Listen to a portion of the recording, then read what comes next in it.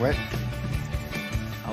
Il a le sourire, j'en sais, parce que c'est sa musique préférée. Ah, j'aime bien. Hein, c'est vrai, ouais, c'est sympa. vrai. Bon, il s'est passé beaucoup de choses ces dernières heures, je le disais à l'instant, hier soir surtout, et en Ligue 1, en football. Ouais, notamment le PSG qui chasse un record en Ligue 1, figurez-vous, après son titre de champion de France il y a une semaine, ça vous aura pas échappé. Il reste un objectif pour Paris, c'est de passer la barre mythique des 100 points, je suis sûr. Exactement, les 100 points. Ils avaient fait 96, non? Exactement, donc voilà, c'est toujours possible, surtout après la victoire à Bordeaux hier soir. Regardez donc cette courte victoire, ce court succès des Parisiens hier soir, 75e, ça s'est joué là avec ce tir de Lo Celso.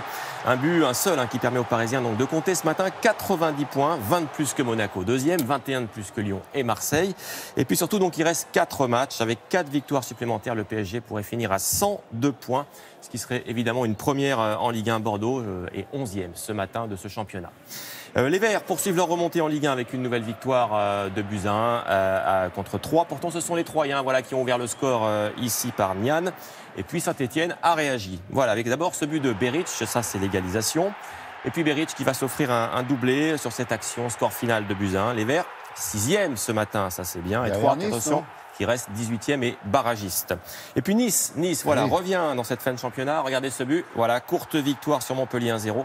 But signé Les Melou, les Niçois sont 5e, Montpellier 8e.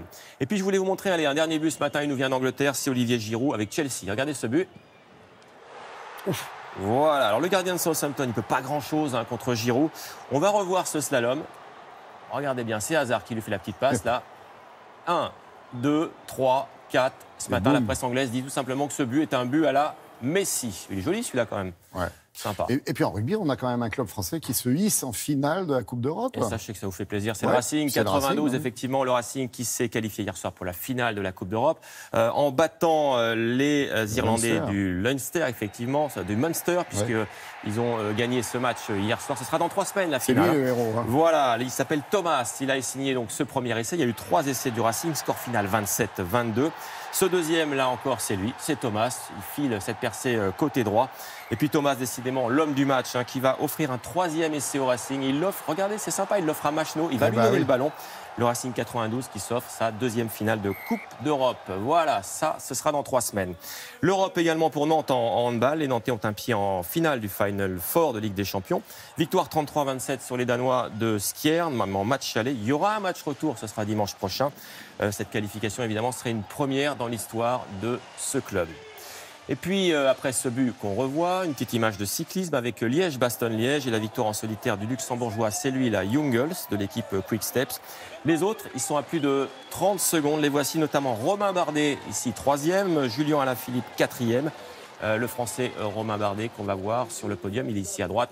Ça, c'est pas mal à 2 mois maintenant du Tour de France. Il est en forme, Romain Bardet. Alors tiens, à propos d'homme en forme, ça ne vous a certainement pas échappé, mais il y en a un qui l'est, on confirme, c'est Raphaël Nadal. Ouais, avec une seule question finalement, Laurent. Qui peut arrêter le battre Raphaël Nadal sur terre battue? Nous, on ne voit pas trop bien. Alors, Roland Garros, c'est dans 4 semaines. Il visera un 11e titre. Et 11, c'est son chiffre fétiche, parce qu'il a gagné, son 11e tournoi de Monte-Carlo. Déjà, il soulève le trophée. C'est une habitude pour lui. Victoire sur Nishikori en 2-7, 6-3, 6-2. Je t'ai dit, donc Nadal qui sera évidemment le grand favori de Roland Garros dans 4 semaines maintenant. Les Françaises, en revanche, n'iront pas. Non. En finale de la Fed Cup, Pauline Parmentier s'est inclinée dans le dernier simple en demi-finale contre les États-Unis. C'est Madison Keys en face, défaite en 2-7, 7-5, 6-4. C'est terminé pour les filles en Fed Cup. On termine, Laurent, avec ces images spectaculaires de voltige aérienne à une épreuve de Coupe du Monde pour la première fois en France. On est à Cannes, 85 000 personnes. Effectivement. Exactement, regardez ça. On commence à avoir l'habitude ici parce qu'on vous en montre. Des slaloms, des loopings. On prend jusqu'à 5 G, là, c'est-à-dire 5 fois le poids de son corps. À noter qu'il y a eu des belles perfs françaises puisque Baptiste Vigne termine 2e en Challenger. Et puis, la seule femme, il y en a une, la Française Mélanie Astes est 4e donc de la catégorie Challenger. Et c'est pour ça que Grégoire n'est pas là, c'est parce qu'il a testé ce genre de compétition, qu'il est monté dans ses avions. Et il est toujours tout vert, tout blanc. Voilà. Merci Jean-Seb, je vous souhaite un bon lundi.